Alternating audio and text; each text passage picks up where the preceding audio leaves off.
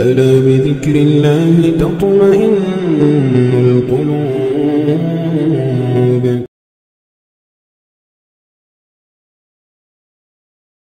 الحمد لله نحمده ونستعينه ونستغفره ونؤمن به ونتوكل عليه ونعوذ بالله من شرور أنفسنا ومن سيئات أعمالنا. من يهده الله فلا مضل له ومن يضلل فلا هادي له. ونشهد أن لا إله إلا الله وحده لا شريك له. ونشهد أن سيدنا وسندنا وشفيعنا وحبيبنا ومولانا محمدا عبده ورسوله. أما بعد فأعوذ بالله السميع العليم من الشيطان الرجيم. بسم الله الرحمن الرحيم. والسماء بنيناها بأيد وإنا لموسعون. والأرض فرشناها فنعم الماهدون. ومن كل شيء خلقنا زوجين لعلكم تذكرون. صدق الله مولانا العظيم وصدق رسوله النبي الكريم وعلى آله وأصحابه وأزواجه وذرياته وأهل بيته أجمعين والحمد لله رب العالمين. بزرگوں اور بھائیوں، اللہ تعالیٰ نے قرآن کریم کی آیتوں میں اپنا تعارف کرایا ہے، یعنی اپنے بارے میں انسان کو بتایا ہے کہ اللہ تعالیٰ کی ذات کیا ہے، اللہ تعالیٰ کی نشانیاں کیا ہیں اور اللہ تعالیٰ کی صفات کیا ہے۔ زمین کا ذرہ ذرہ، درخت کا پتا پتا، ہر چیز رہبری کر رہا ہے کہ اس ایک اکیلے خالق و مالک کو پہچانو جس نے اکیلے نے سارا سنسار بنایا ہے، ساری دنیا بنائی ہے۔ اس کا کوئی شریک نہیں، اس کا کوئی ساتھی نہیں، اس کے جیسا کوئی نہیں، نہ مثل ہے نہ اس کے جیسی کوئی مثال ہے۔ اسی کو اگر ہم آسان زبان میں سمجھنا چاہیں تو ہم اکثر نمازوں میں ہر مسلمان کو قرآن کریم کی چھوٹی سی سورت یاد ہے جس کو ہم سورہ اخلاص کہتے ہیں۔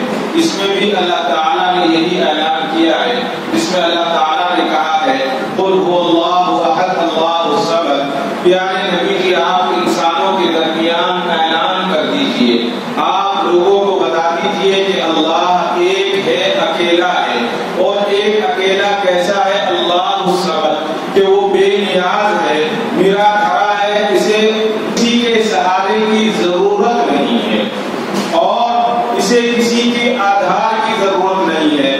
آسمانوں کے بغیر وہ سب کچھ کر سکتا ہے، لیکن آسمان سارے اس کے بغیر، اس کی چاہت کے بغیر ایک بوند پانی نہیں برسا سکتے۔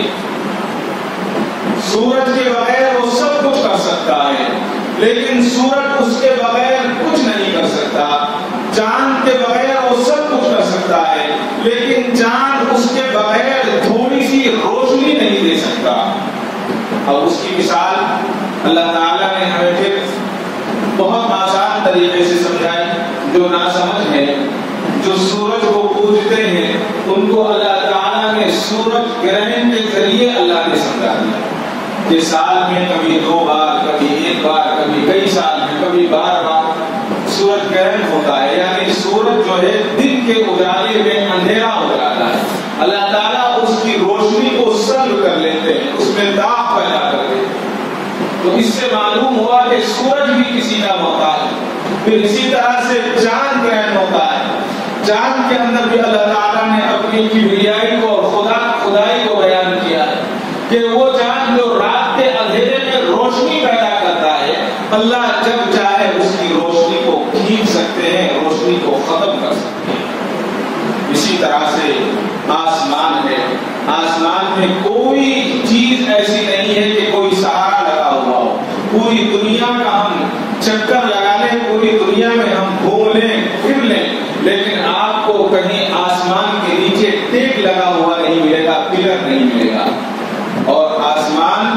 اللہ نے بنایا لیکن آسمان سے بارش برستی ہے، لیکن اگر اللہ نہ چاہے تو ایک بوند پانی نہیں گرتا، اور جب اللہ چاہتے ہیں تو پھر اس طرح بھی برساتے ہیں، اس طرح برساتے ہیں کہ بادل پھٹ جاتے ہیں، اور وہ بادل جب پھٹتا ہے تو پانی اس قدر موسلے دھار کو گرتا ہے کہ پورا کا پورا گاؤں، پورا کا پورا شہر اور پورا کا پوری بستی جو ہے وہ تباہ اور برباد ہو جاتی ہے۔ معلوم یہ ہوا یہ اللہ کی کبریائی ہے۔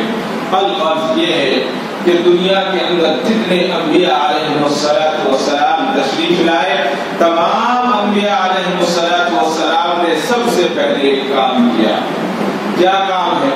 آپ کہیں گے کہ سب سے پہلے انہوں نے اللہ کی دعوت دی، اللہ کی عبادت کو کہا کہ نہیں، بلکہ اللہ کی کبریائی کو بیان کیا اور اللہ کا تعارف کرایا کہ اللہ کی ذات کون سی ہے، اللہ کیا چیز ہے۔ اس لیے کہ جب اس کی ذات اور صفات کا پتہ چلے گا تو اس کی کبریائی دل میں پیدا ہوگی، اس کی بڑائی دل میں پیدا ہوگی، اور جب دل میں بڑائی پیدا ہو جائے گی تو پھر انسان کو سمجھنا اور اس پر عمل کرنا اس کے لیے آسان ہو جائے گا۔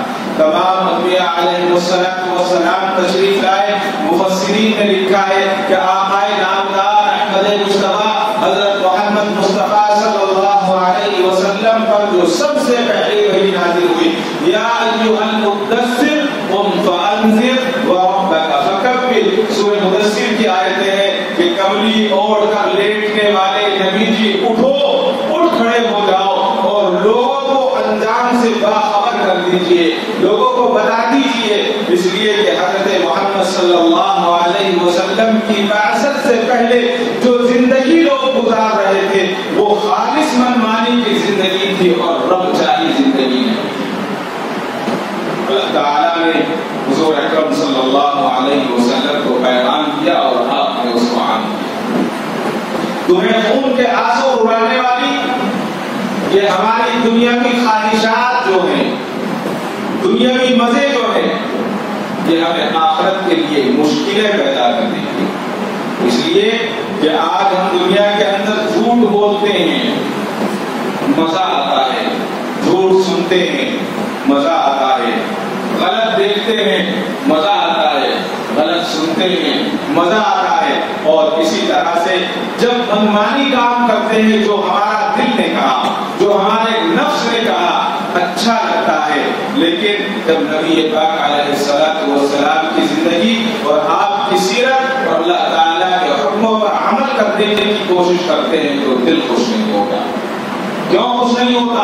اس کی وجہ یہ ہے کہ یہ رب چاہی زندگی ہے، من چاہی زندگی نہیں ہے، اور جب ہم رب چاہی زندگی کو اختیار کرتے ہیں تو ہمیں شیطان ورماتا ہے، کھجلاتا ہے، بہکاتا ہے، اور اس کی خوبصورتی کو ختم کر کے ہمارے سامنے پیش کرتا ہے، اور جب گناہوں کے کام ہمارے سامنے آتے ہیں تو شیطان اپنی خوبصورت چیزوں کے اندر لپیٹ کر اس کے اندر حسن پیدا کر کے ہمیں پیش کرتا ہے اور کہتا ہے کہ دیکھو اس کے اندر فائدہ ہے، اس کے اندر لذت ہے، اس گناہ کو کر لو، اگر چھوٹا سا جھوٹ ہے تو اس جھوٹ کو بول لو، اس کے بعد میں توبہ کر لینا، اگر چھوٹی سی دھوکہ دھڑی ہے تو دھوکہ دھڑی دے دو، دھوکہ کر لو، اس کے بعد میں اللہ سے توبہ کر لینا اور پھر توبہ کی توفیق دینا۔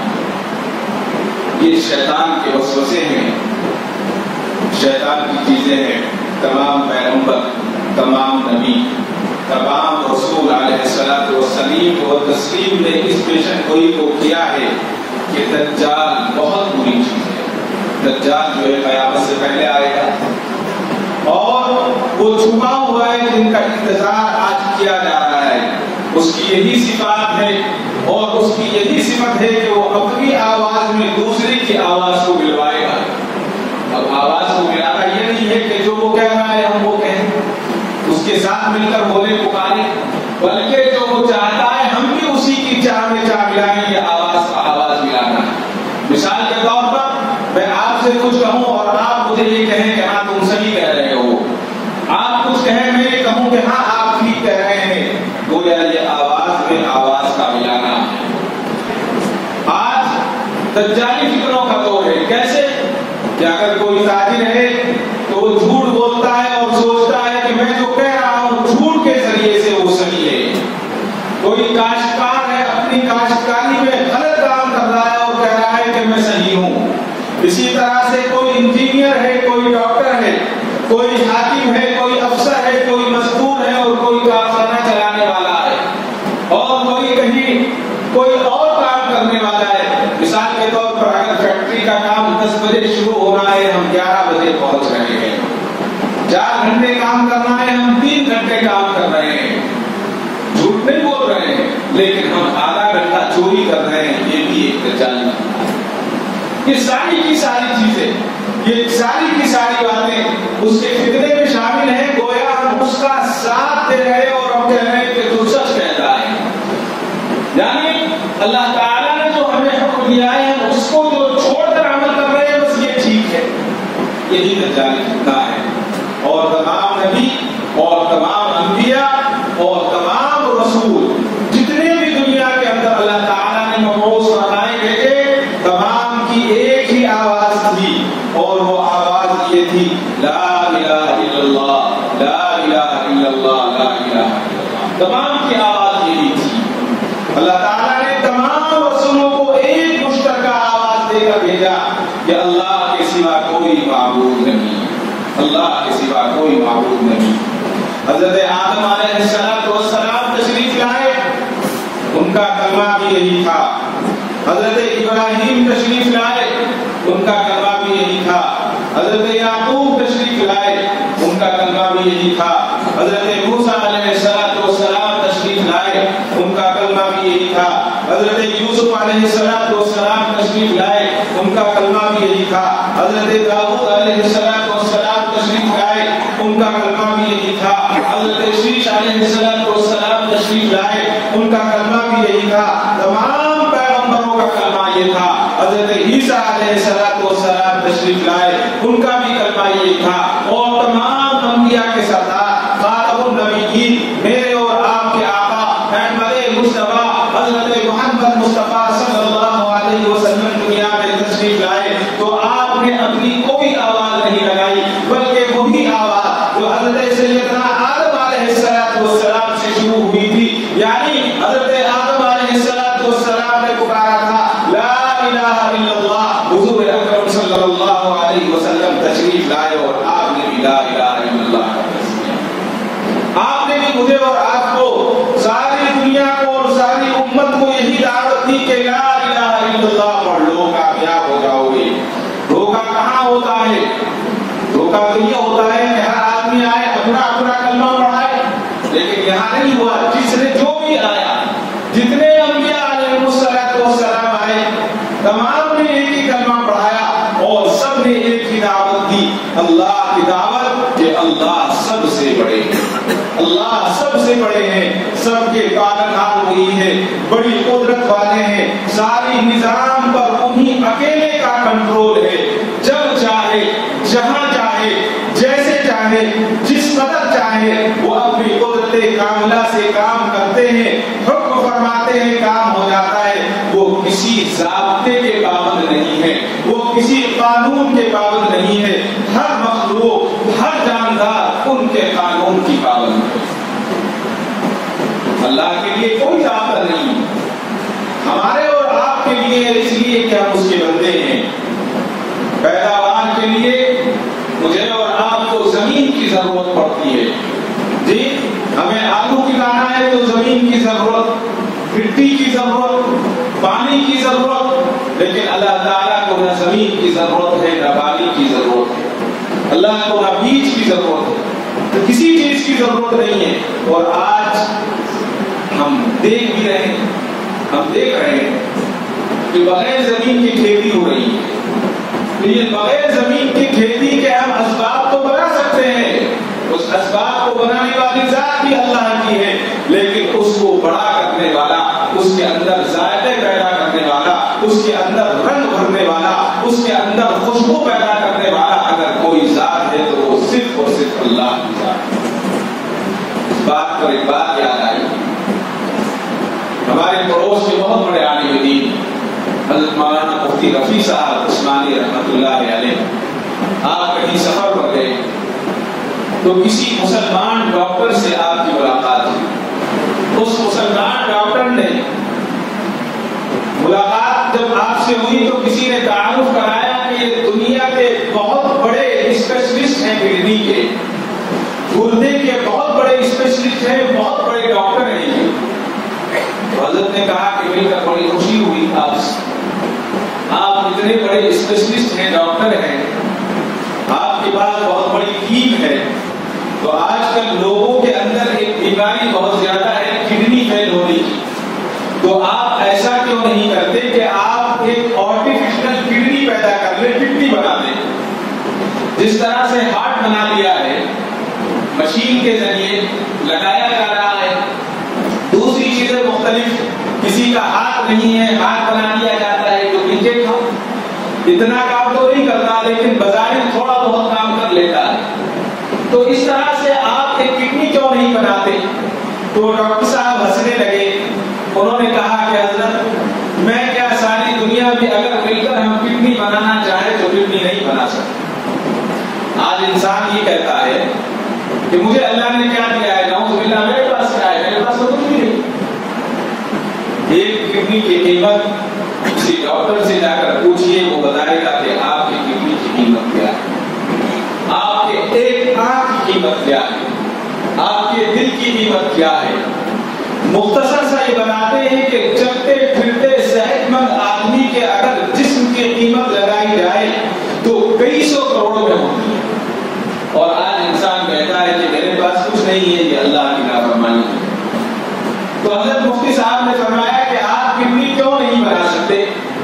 تو انہوں نے کہا کہ حضرت پہلی بات تو یہ ہے کہ کڈنی کے ایک کڈنی کے اندر 3000 جالیاں ہوتی ہیں، 3000 جھنڈیاں ہیں ایک اتنے سے گردے کے اندر، اس کو ہم کیسے بنا سکتے ہیں؟ اتنی باریک چیز، خیر ہم اگر اس کو بھی بنا لیں اس کی قیمت بہت زیادہ ہوگی۔ کہا کہ وہ تو بن سکتی ہے لیکن اللہ نے اس کڈنی کے اندر ایک دماغ رکھا ہے، اور وہ دماغ اپنے آپ خود کام کرتا ہے، وہ کسی کے کہنے سے کام نہیں کرتا۔ جب انسان سوچتا ہے کہ اب مجھے پیشاب خارج کرنا ہے، کڈنی کے اندر جو دماغ ہوتا ہے وہ کام کرتا ہے، تب پیشاب خارج ہوتا ہے، ورنہ پیشاب خارج نہیں ہوتا۔ دماغ سوچتا ہے کہ اب مجھے پیشاب کو روک لینا ہے، پیشاب کرتے کرتے انسان پیشاب روک لیتا ہے، یا پیشاب زور سے کرنا ہے، یا پیشاب آہستہ کرنا ہے کہیں مجھے چھینٹے نہ اڑ جائیں، تو وہ کام گردہ نہیں کرتا بلکہ گردے کے اندر جو دماغ ہوتا ہے اس کو کرتا ہے۔ کہا کہ ہم کڈنی تو بنا سکتے ہیں لیکن کڈنی کے اندر جو آٹومیٹک اللہ تعالیٰ نے ایک دماغ رکھا ہے وہ بنانے کی ہمیں طاقت۔ معلوم یہ ہوا کہ اللہ تعالیٰ ہر چیز پر قادر ہے، اور وہ اتنا بڑا قادر ہے کہ جو چاہے وہ کر سکتے ہیں۔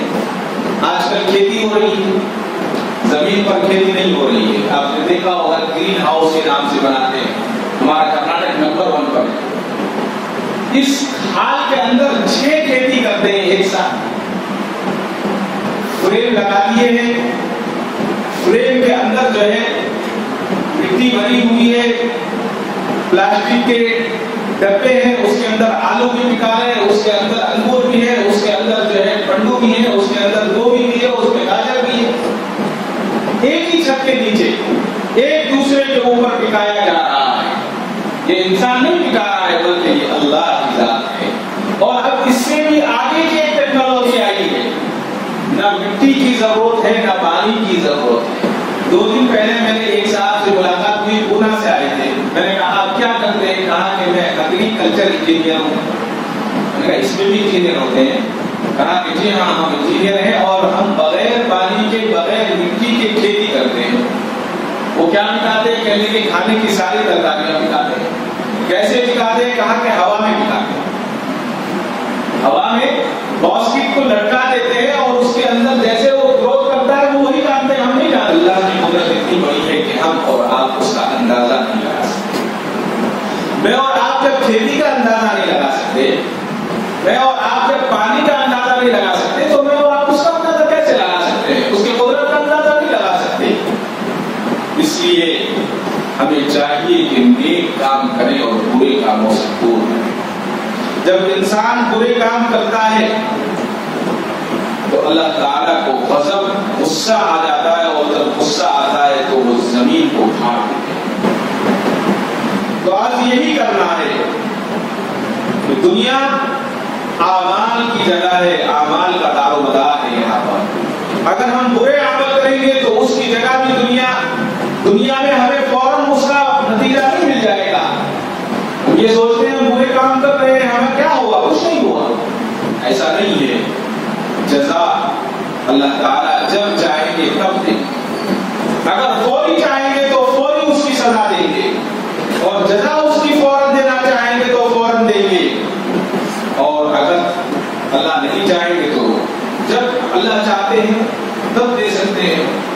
وہی مالک ہے، وہی پالنہار ہے، تو وہی قدرت رکھتا ہے، میں اور آپ کچھ نہیں کر سکتے۔ اور دنیا کی عظمت دلوں میں اتر جاتی ہے تو اللہ کی عظمت کم ہو جاتی ہے، اللہ سے ڈرنا بھول جاتا ہے انسان۔ دنیا اس کے دلوں میں اتر جاتی ہے، دنیا کی قیمت اتر جاتی ہے تو آخرت کی قیمت ختم ہو جاتی ہے۔ حضور اکرم صلی اللہ علیہ وسلم نے ارشاد فرمایا، جب میری امت کے دل میں دنیا کی عظمت اتر جائے گی تو دنیا کی بڑائی دلوں میں جگہ لے لے گی، تو اسلام کی ہیبت، اسلام کا دبدبہ، اسلام کا رعب اس کے دل سے روشن ہو۔ بھلی باتوں کا حکم کرنا اور بری باتوں سے روکنا اس امت کا اصل کام۔ جب امت اپنے اصلی کام کو چھوڑ دے گی تو وحی کی برکات سے محروم ہو جائے گی، اور پھر اس کا نتیجہ یہ ہوگا، یہ تینوں کڑیاں جسے ایک زنجیری کڑیاں ہوتی ہیں، ایک دوسرے میں اور تیسرے میں یہ آپس میں جڑتی چلی جائے گی، اور پھر کیا ہوگا؟ اللہ تعالیٰ نے ہر انسان کو ایک دل عطا فرمایا ہے، دو دل عطا نہیں کیے،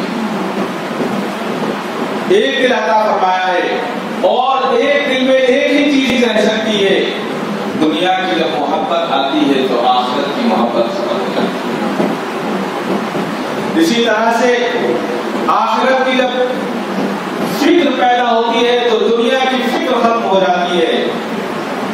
اللہ کی بڑائی جب دل میں آ جاتی ہے تو غیروں کی بڑائی دل سے نکل جاتی ہے، اور اعمال کی قیمت دل میں آتی ہے تو برائیوں کی لالچ جو ہے دل سے نکل جاتا ہے۔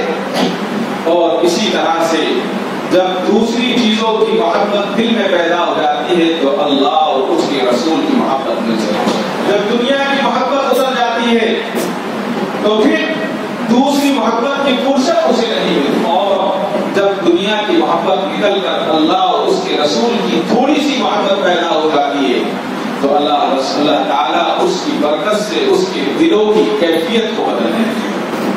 کس طرح سے بدلتے ہیں کہ اس کا ایمان بننے لگتا ہے۔ میں اور آپ صرف کہنے سننے میں ہمیں اچھا لگتا ہے، لیکن سچائی یہی ہے کہ جب ایمان بننے لگتا ہے تو پھر دنیا کی ساری طاقتیں، دنیا کی ساری حقیقتیں بیکار ہمیں نظر آتی ہیں۔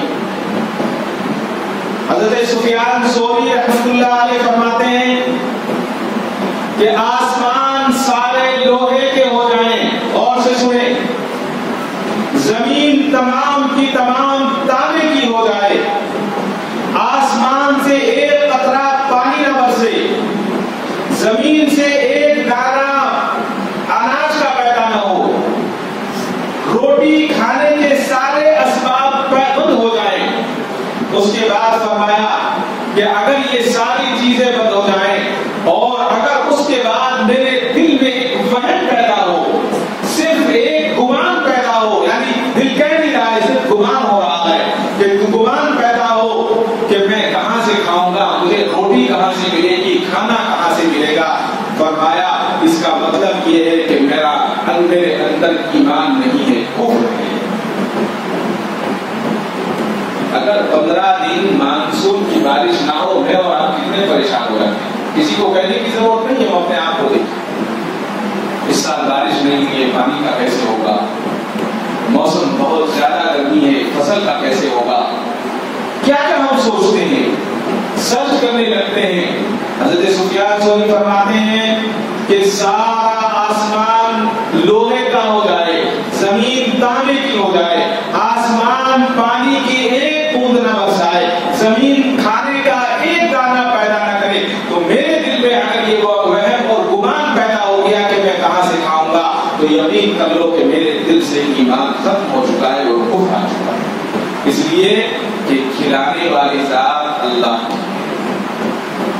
सांस हवा देने वाली जात अल्लाह की है, अल्लाह खिलाने वाले कोई खिलाने वाला नहीं है।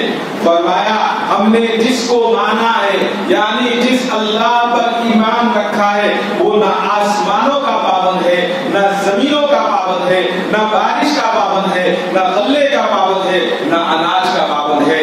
वो एक अकेला कादिर मुतलक है, जो चाहे जहां चाहे जैसे चाहे वो कर गुजर सकता है और कर गुजरता है। मालूम ये हुआ कि जब दिल में ईमान पैदा हो जाता है तो फिर अल्लाह ताला इतना मजबूत कर देते हैं जैसे हज़रत सुफियान सौरी रहमतुल्लाह अलैह। लेकिन आज क्या है, हुजूर फरमाते हैं कि एक जमाना ऐसा आएगा इंसानों पर के मकसद जिंदगी पेट बन जाएगा, मयार इज्जत रुपया और पैसा बन जाएगा, उनका किबला उनका रुख औरतें होंगी, क्योंकि उस वक्त कयामत कायम हो जाएगी कि जो उम्मत के करने का काम था वो तो नहीं किया, ये उम्मत पेट के पीछे दौड़ेगी, ये उम्मत रुपया और पैसा मालो दौलत सब कुछ उसी को समझ बैठेगी और अपनी ख्वाहिशात के अंधेपन की पट्टी बांध कर हलाल और हराम को भूल जाएगी और जो मिलेगा उसको अपनाएगी, जहां से मिलेगा उसको अपनाएगी। हलाल की तमीज नहीं होगी, हराम की तमीज नहीं होगी, बस एक जानवर की तरह, जैसे कि जानवर एक घास को देखता है और उसकी तरफ दौड़ता है, बिल्कुल इसी तरह से इस आदमी की जिंदगी का मकसद सिर्फ पेट भरना और खाना और रुपया और पैसा जमा करना होगा, जबकि इस उम्मत का मकसद ये नहीं था, बल्कि इस उम्मत की जिंदगी का मकसद अनिल मुनकर था, यानी बुराइयों से रोकना था, अच्छाइयों की दावत देना था। और जिस जिंदगी का मकसद, जिनकी जिंदगी का मकसद ईमान को बचाना, ईमान की दावत को लेकर आलम के कोनों पर पहुंचाना, जिस उम्मत की जिंदगी का मकसद ये था कि वो अपने आप भी नेक अमल करे और दूसरों को भी उसकी तरजीह दिलाए, अगर वो दूसरे काम को करने में लग जाएगी तो फिर उसका भी क्या था।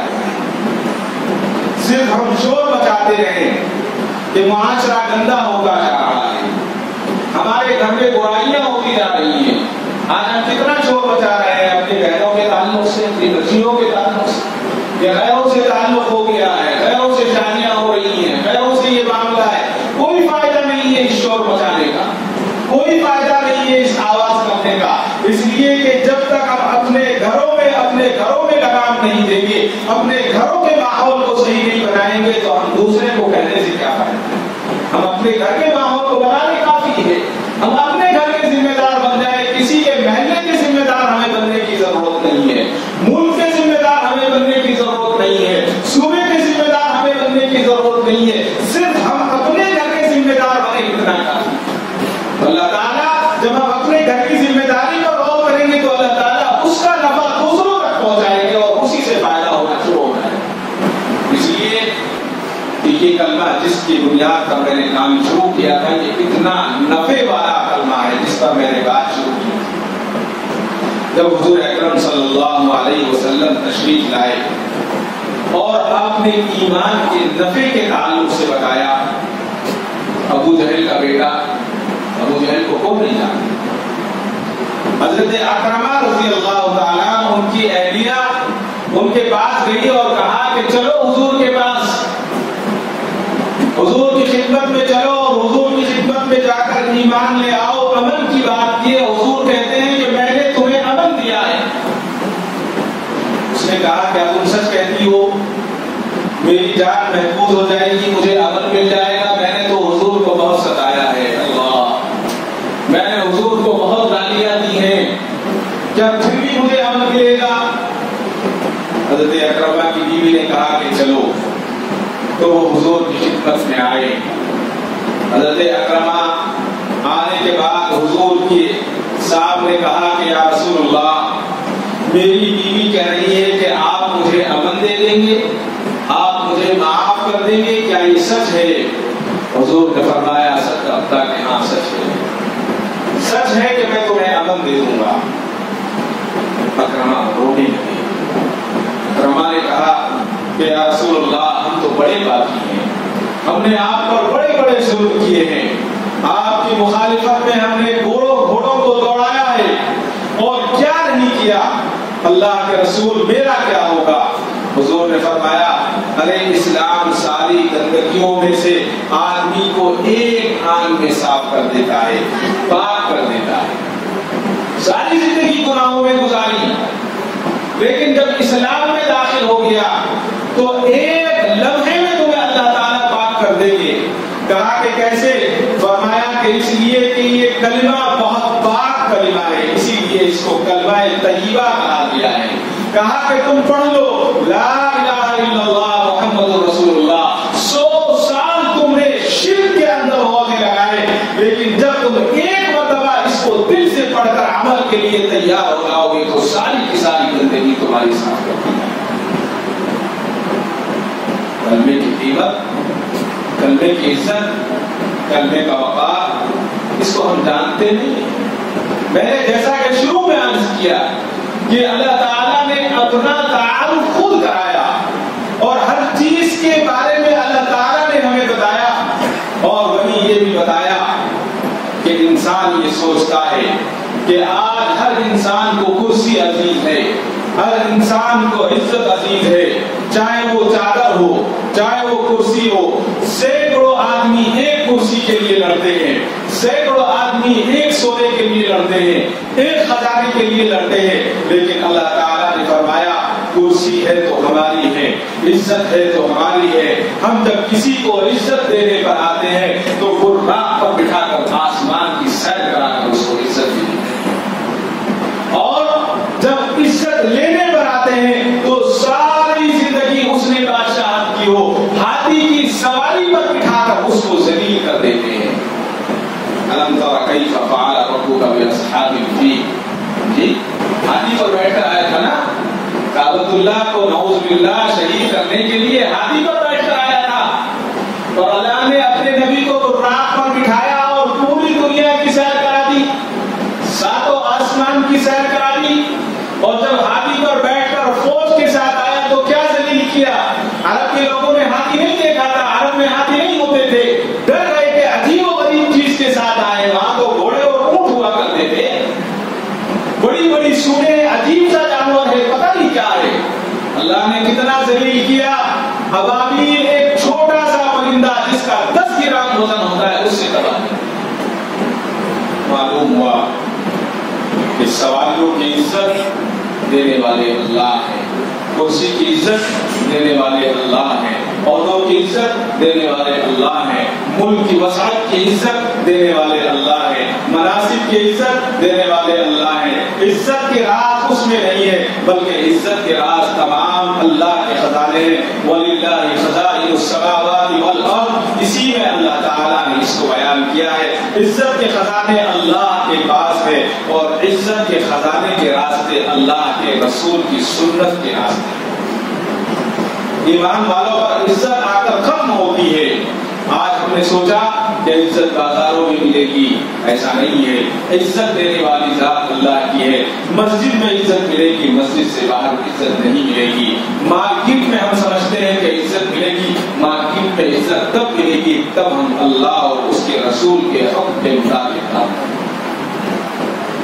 انسان سوچتا ہے کہ میں صرف ایک مسجد میں بیٹھ کر اللہ سے عزت حاصل کروں، مدرسے میں بیٹھ کر حاصل کروں، قرآن کے ذریعے حاصل کروں، یہ تو ہے، لیکن اس کے ساتھ ساتھ اللہ نے یہ بھی فرما دیا کہ اگر مومن اللہ کے حکموں کے مطابق تجارت کرتا ہے تو اللہ کل صدیقین کے ساتھ اس کا حشر فرمائیں گے، نبیوں کے ساتھ اس کا حشر فرمائیں گے، تاجر کے ساتھ۔ کاشتکار اگر عزت کے ساتھ کھیتی میں رہتے ہوئے اللہ کے حکموں کے مطابق کاشتکاری کرے گا تو اللہ تعالیٰ وہاں بھی عزت عطا فرمائیں گے۔ سرمایہ دار اگر سرمایہ داری کرے گا تو وہاں بھی عزت عطا ہوگی۔ مومن کام کرے گا، ملازم کام کرے گا، مزدوری کرے گا تو مزدوری کی مزدوری کے ساتھ اللہ تعالیٰ وہاں بھی اسے عزت عطا فرمائیں گے۔ اسی کو اللہ تعالیٰ نے قرآن کریم میں بار بار بتایا اور قرآن کریم میں یاد دلایا، اور پچھلی قوموں کے بارے میں بتایا کہ پچھلی قومیں جو تھی وہ کیا تھی۔ قرآن میں جو یہ واقعات لکھے ہیں یہ اسی لیے نہیں لکھے ہیں کہ ہم اس کو کہانی کی طرح پڑھیں اور چلے جائیں، آج تو سب سے بڑی افسوس کی بات یہ ہے کہ قرآن 2 وقت پڑھا جاتا ہے، یا تو مرنے پر پڑھا جاتا ہے یا ٹھنڈی پر پڑھا جاتا ہے، اور وہ بھی خود نہیں پڑھتے، اس کو بھی پڑھنے والے دوسرے چاہیے۔ خیر یہ دوسرا ٹاپک۔ قرآن کریم میں اللہ تعالیٰ نے یہی بتایا، پچھلے قوموں کے تعلق سے بتایا کہ پچھلی قومیں کیا تھی، قوم عاد کے تعلق سے بتایا کہ جسے اپنی قومی طاقت کا گھمنڈ تھا، قوت کا گھمنڈ تھا، اور وہ کہتے تھے کہ ہم سے بڑا طاقتور کوئی نہیں ہے۔ ان کے واقعات کو اللہ نے ذکر کیا۔ اسی طرح سے کچھ قومیں تھیں جن کو اپنی دولت کا گھمنڈ تھا، اسی طرح سے اپنی حکومت کا گھمنڈ تھا، کچھ زمیندار ایسے تھے ان کو اپنی زمینوں کا گھمنڈ تھا۔ ان تمام واقعات کا ذکر اللہ نے فرمایا، اور حدیث میں آتا ہے اللہ نے اس لیے فرمایا ہے کہ بڑائی اگر ہے تو وہ اللہ نے فرمایا کہ بڑائی میری جائے، بڑائی میرے اور آپ کے لیے نہیں ہے بلکہ اللہ کے لیے ہے، عظمت میری اظہار ہے، اور فرمایا جو اس میں چھینا جھپٹی کرے گا میں اسے پھاڑ کر رکھ دوں گا۔ فرعون نے کیا کہا تھا، انا ربکم الاعلی، میں ہوں تمہارا بڑا پروردگار، خدا نے پھاڑ کر رکھ دیا۔ کیسے پھاڑا؟ پٹک پٹک کر مارا، جی زمین پر پانی میں پٹک پٹک کر مارا، اور اس کے بعد نہ اس کو سڑایا نہ اس کو گلایا، قیامت تک کے لیے اس کو محفوظ کر دیا کہ آنے والے لوگ قیامت تک ہی برداشت کچھ نہیں کر سکتے۔ تو یہ ساری کی ساری چیزیں قوم نوح کا معاملہ کیا ہے؟ ہم ایک رخ جو سنتے آ رہے ہیں وہ چلتا رہتا ہے۔ وہ الگ چیز تھی کہ انہوں نے اسلام قبول نہیں کیا تھا، کلمہ نہیں پڑھا تھا، لیکن علماء فرماتے ہیں کہ قوم نوح کو اس لیے بھی غلط کیا گیا کہ انہیں یہ گھمنڈ تھا کہ ہماری تعداد بہت بڑی ہے، ہماری اکثریت بہت بڑی ہے، ہم بہت بڑی تعداد میں، لیکن تعداد کسی کام میں نہیں آئی، کسی کام میں نہیں آئی، ساری کی ساری چیزیں۔ لہذا معلوم یہ ہوتا ہے کہ تمام چیزیں، تمام بڑائیاں، یہ تمام شان، یہ تمام رحم، یہ تمام کرم، یہ تمام عطا، یہ اللہ کی شان ہے، یہ اللہ کی شایان شان ہے۔ جو وہ دینے پر آتا ہے تو اتنا دیتا ہے کہ لینے والا تھک جائے، لیکن وہ دینے سے تھکتا نہیں ہے۔ اور میں فرمایا کہ جب وہ لینے پر آتا ہے تو نسلوں کا ختم کر دیتا ہے، نسلیں بھوکی مر جاتی ہے، ٹکڑے ٹکڑے ہو کر پانی کو ترس جاتی ہے، اور اسی کو تمام انبیاء علیہ السلام نے تعارف کرایا اور کرایا۔ اور جب انسان کے دل میں ایک چھوٹی سی سنت، نبی کی سنت، عظمت کی عظمت پیدا ہو جاتی ہے تو دنیا کی بڑی سے بڑی چیز اس کے سامنے ہیچ اور چھوٹی لگنے لگتی ہے۔ مامون رشید کا بیٹا خلیفہ مامون رشید بہت مشہور خلیفہ گزرے ہیں، نیک خلیفہ، ان کا بیٹا تھا ابراہیم، اس کو چسکا تھا آرام کا اور تمام ان چیزوں کا جو بادشاہوں کو ملتی ہیں، تمام آرام کا لگتا۔ ایک دن اپنے دربار میں کی چھت پر لیٹا ہوا ہے، سامنے پانی کا دریا بہ رہا ہے، اس نے دیکھا کہ ایک فقیر آیا، اور فقیر آنے کے بعد اس نے اپنے جھولے سے ایک پانی کا کٹورا نکالا، کٹورا نکال کر پانی کا دریا میں سے پانی لیا، کنارے پر بیٹھ گیا۔ بیٹھنے کے بعد اس نے اسی کٹورے میں تھوڑی سی روٹیاں اپنے تھیلے سے نکال کر اس میں پانی میں ڈالی، اور ان روٹیوں کو کھا کر پانی پی لیا، اور پانی پی کر پھر وہیں لیٹ گیا۔ اس کو بڑا عجیب لگا کہ میرا بادشاہ، میرا باپ اتنا بڑا بادشاہ، اور اس کے اندر ایک فقیر اس طرح سے اس کو کھانے کا کچھ نہیں ہے، دریا کا پانی بھرا، روٹی کے تھوڑے سے ٹکڑے ڈالے، جو بچے پھر واپس رکھ لیے اور کھا کر لیٹ گیا ہے۔ تو اپنے خادم سے کہا کہ جاؤ جا کر بلا کر لاؤ کہ میں نے اس کو بلایا۔ خادم گیا اور جا کر کہا کہ آپ کو ابراہیم نے بلایا ہے، شہزادہ ابراہیم نے بلایا ہے کہ چلو۔ تو اس نے دیکھا اور دیکھا، کہا کہ جاؤ کہہ دو کہ میں لیٹا ہوا ہوں، قیلولہ کر رہا ہوں، مجھے ابراہیم سے ملنے کی فرصت نہیں ہے۔ اس نے آ کر کہا کہ شہزادے، وہ تو کہہ رہا ہے کہ مجھے آپ سے ملنے کی فرصت نہیں ہے، لیٹا ہوا۔ کہا کہ اچھا وہ سمجھ نہیں پایا ہوگا، اپنی عزت بچانی ہوتی ہے نا۔ کہا کہ وہ مجھے پہچان نہیں پایا ہوگا، جاؤ بتاؤ کہ مامون رشید کا بیٹا ابراہیم تمہیں بلا رہا ہے شہزادہ، اور یہ حکم ہے اسے بلا کر لاؤ، پکڑ کر لاؤ۔ تو وہ پھر گیا اور کہا کہ تمہیں مامون رشید کے بیٹے نے بلایا ہے، تم چلو۔ تو اس نے کہا کہ جاؤ، کہہ دو جا کر میرے قیلولہ کا وقت ہے، اور یہ قیلولہ میرے آقا کی سنت ہے، اگر ابراہیم تو کیا ابراہیم کا باپ بلائے گا تو بھی نہیں۔ یعنی جب سنت کی بات آتی ہے اور اہمیت آ جاتی ہے تو دنیا کی ساری چیزیں چھوٹی لگ جاتی ہیں اور وہ بالکل بیکار ہو جاتی ہیں، اور جب دنیا کی عظمت آ جاتی ہے تو ساری چیزیں اچھی لگنے لگتی ہیں، اور اللہ اور اس کے رسول کی باتوں کی کوئی اہمیت نہیں ہے۔ اس لیے اللہ تعالیٰ کی سنت ہے، وَلَن تَجِدَ لِسُنَّتِ اللَّهِ تَبْدِيلًا۔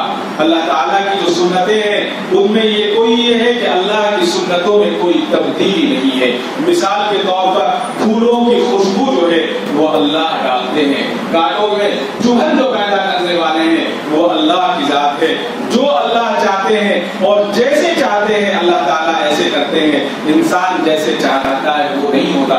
وَمَا تَشَاءُونَ إِلَّا أَن يَشَاءَ اللَّهُ، انسان جو چاہتا ہے وہ نہیں ہوتا بلکہ اللہ تعالیٰ جو چاہتے ہیں وہ ہوتا ہے۔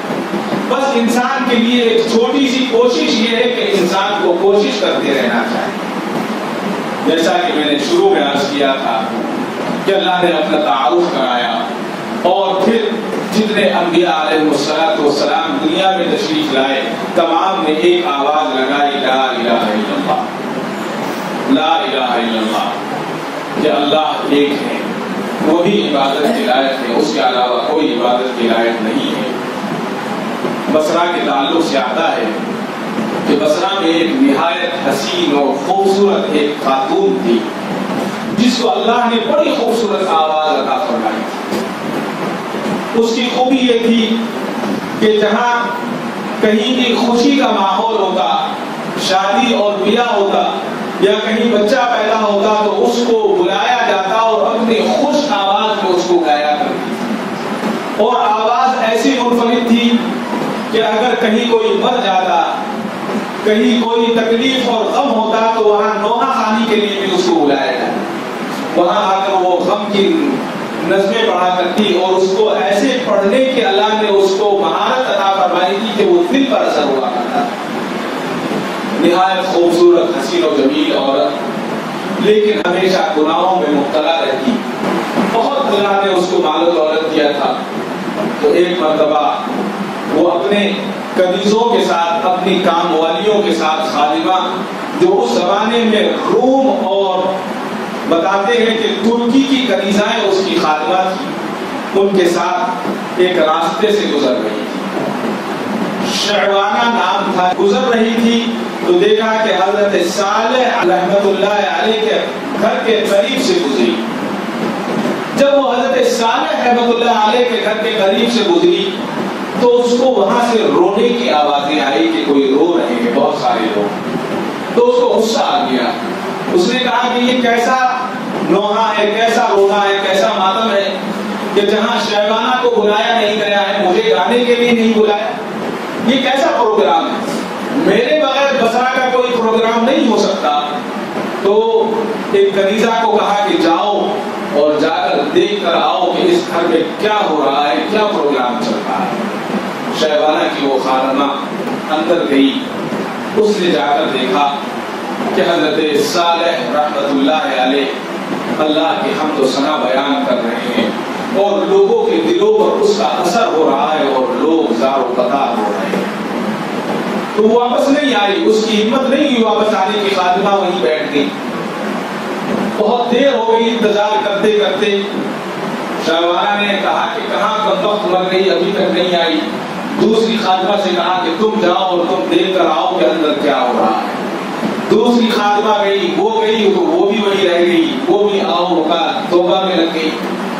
بہت دیر ہو گئی، تیسری خادمہ کو بھیجا کہ تم جاؤ اور دیکھ کر آؤ کہ گھر کے اندر کسی کے مرنے کا یا کیسا ماتم ہو رہا ہے۔ تو تیسری خادمہ گئی، تھوڑی دیر تک وہاں رہی اور روتے ہوئے واپس آئی اور کہا کہ یہ کوئی غم نہیں ہے، یہاں کوئی ماتم نہیں ہے، بلکہ اللہ کے ڈر سے رو رہے ہیں۔ حضرت صالح رحمت اللہ علیہ خطاب کر رہے ہیں اور مسلمان بیٹھے ہوئے اللہ کے حمد و ثنا سن کر رو رہے ہیں۔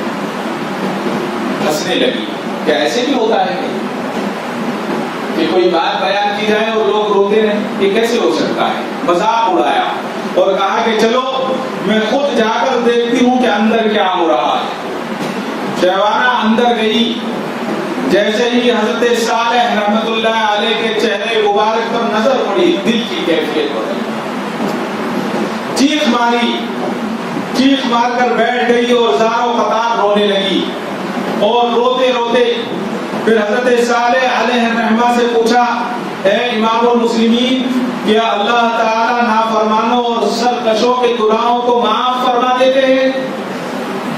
حضرت صالح علیہ الرحمہ نے فرمایا کہ بے شک یہ جو مجلسیں لگی ہوئی ہیں، یہاں جو ہم بیٹھ کر اللہ کے حمد و ثنا کو بیان کر رہے ہیں، یہ اسی لیے بیان کر رہے ہیں کہ اللہ تعالیٰ اگر تمہارے گناہ آسمان کے برابر ہیں، آسمانوں کے ستاروں اور سمندر کے سے زیادہ بھی ہیں، تو بھی اللہ تعالیٰ گناہوں کو معاف فرما دیتے ہیں۔ اس نے کہا کہ اگر میرے گناہ اس سے بھی بڑے ہوں تو حضرت صالح رحمت اللہ علیہ کے زبان سے اللہ نے نکلوایا، میری بہن اگر تیرے گناہ شہوانہ سے بھی زیادہ ہوں گے تو بھی اللہ تعالیٰ معاف فرما دے۔ چیخ نکلی، رونا شروع کر دیا اور اتنا روئی کہ بے ہوش ہو گئی۔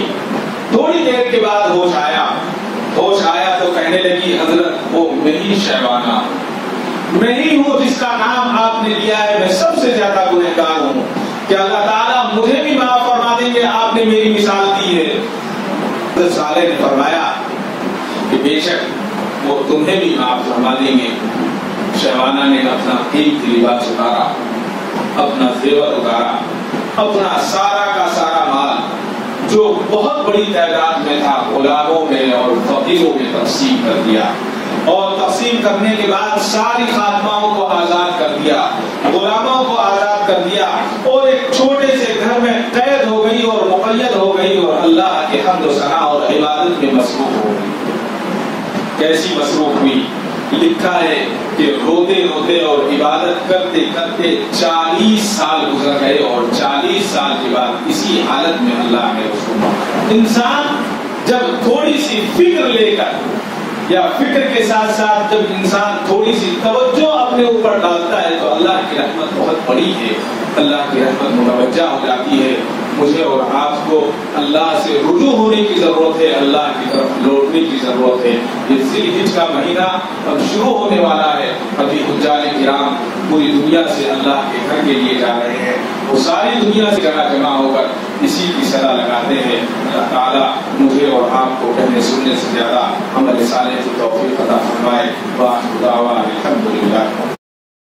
کعبے پہ پڑی جب پہلی نظر، کیا چیز ہے دنیا بھول گیا، کیا چیز ہے دنیا بھول گیا۔